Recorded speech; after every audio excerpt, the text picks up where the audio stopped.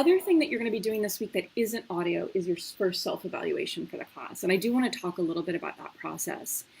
The self-evaluations are the only thing for this class that you're going to be doing in Canvas. So you're going to go to Canvas to the assignments section, and you'll see an assignment starting today, Tuesday, ending next Monday at midnight.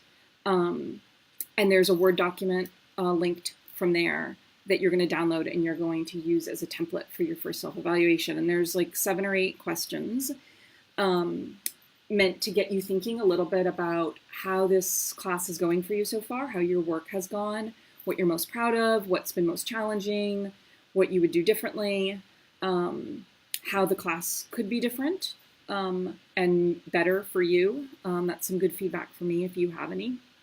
And to talk to me about if you have completed all the work, and if you haven't, why you haven't. So I want to say a little bit about that because I get questions about this. There's weird light in the bunker right now. Do you guys see that? I don't actually know what that source of that is. It's super strange.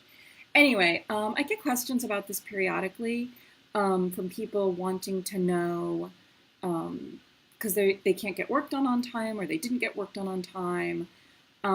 So here's my thing.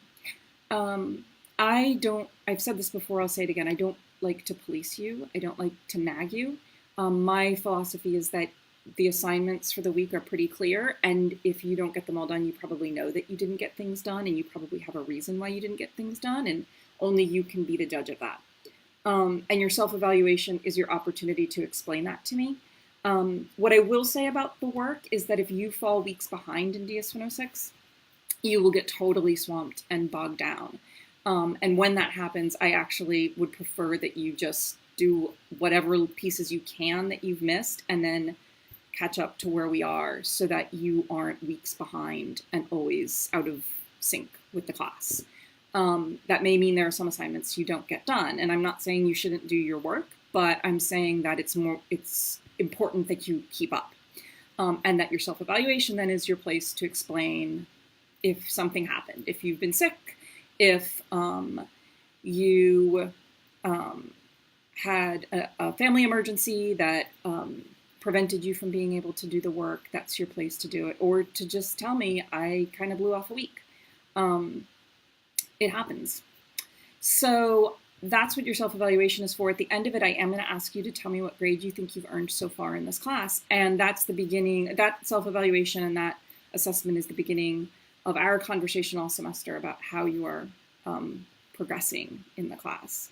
What I'm going to do is I will read all your self-evaluations. I'll comment on them in Canvas.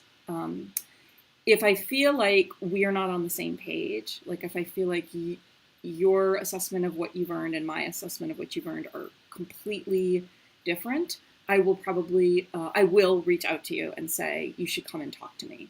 And you should do that if I ask you to, because that just means that we need to have a more in-depth conversation.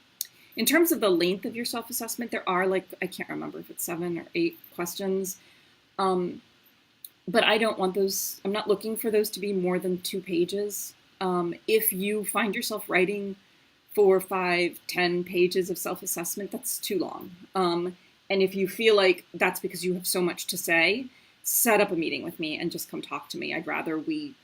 I don't want you writing 10 pages of self-assessment. Come and see me and we can actually have a conversation and talk about whatever is bothering you or concerning you. And that's it. That's your self-evaluation for this week. Go ahead and get that done. And like I said, there will be 2 more later this semester. So thanks.